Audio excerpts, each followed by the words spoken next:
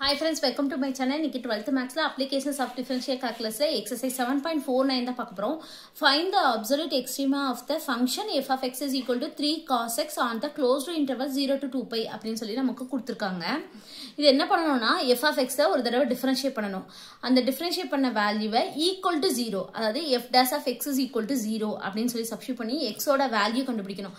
அந்த x ஓட value தான் வந்து கிரிட்டிக்கல் நம்பர். சரிங்களா?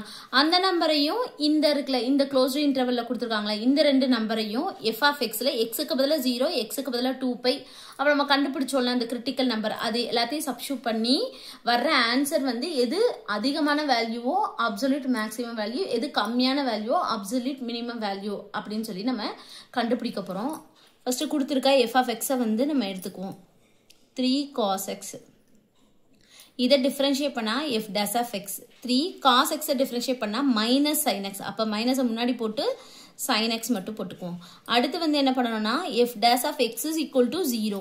அப்ப minus 3 sin x is equal to 0. இந்த minus 3 இந்த பக்கம் போகும்போது 0 ஆயிரும். அப்ப sin x is equal to 0. இப்போ sin x is equal to 0 னா x க்கு என்ன டிகிரி போட்டா சைனோட அந்த வேல்யூ வந்து 0 அப்படின்னு சொல்லிட்டு வரும். அப்படின்னு சொல்லி நம்ம பார்க்கணும். சரிங்களா? அது x க்கு வந்து என்ன டிகிரி போட்டா நமக்கு வந்து 0 ஆன்சர் வருது அப்படின்னு சொல்லி பார்க்கணும். இப்போ x is equal to n pi. அப்ப n belongs to z. சரிங்களா? இப்போ x க்கு பதிலா 1 n க்கு பதிலா 1 ன்னு போட்டோம்னா 1 into pi pi. அப்ப x க்கு பதிலா pi. அப்ப sin pi ஓட வேல்யூ 0. அதே மாதிரி 2 போட்டோம்னா 2 pi. அப்ப sin 2 pi ஓட வேல்யூ 0. 3 ன்னு போட்டோம்னா 3 pi. அப்ப sin 3 pi ஓட வேல்யூ 0. இந்த மாதிரி தான் வந்து வரும். சரிங்களா? ஆனா நமக்கு கொடுத்திருக்க இன்டர்வல் வந்து 0 to 2 pi தான். அப்ப 0 to 2 pi குள்ள நமக்கு pi மட்டும் தான் இருக்கும். அப்ப n க்கு 1 ன்னு சப்ஸ்டிட்யூட் பண்ணி x க்கு பதிலா pi போட போறோம். அப்ப sin pi is equal to 0. அப்ப x ஓட வேல்யூ வந்து என்னது வெறும் pi மட்டும் தான். சரிங்களா?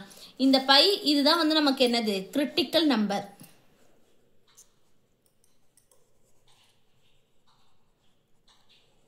அப்ப இந்த pi இந்த 2 pi இது எல்லாத்தையும் f of x ல வந்து சப்ஸ்டிட்யூட் பண்ணுவோம்.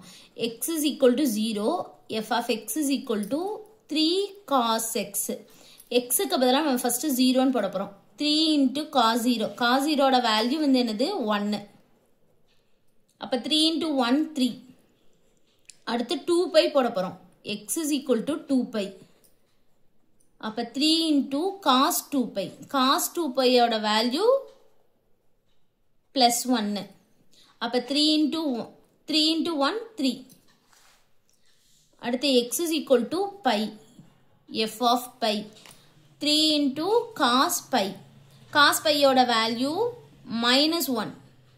அப்ப 3 into minus 1 minus 3. சரிங்களா? இப்ப நம்ம அப்சல்யூட் மேக்ஸிமம் வேல்யூ வந்து கண்டுபிடிக்க போறோம். plus 3 ரெண்டு இருக்கு. சரிங்களா? அப்ப நம்ம எப்படி எழுதணும்னா absolute maximum value 3 x is equal to 0, 2 pi. அவ்வளவுதான். இப்படி எழுதிக்கோங்க. அடுத்து absolute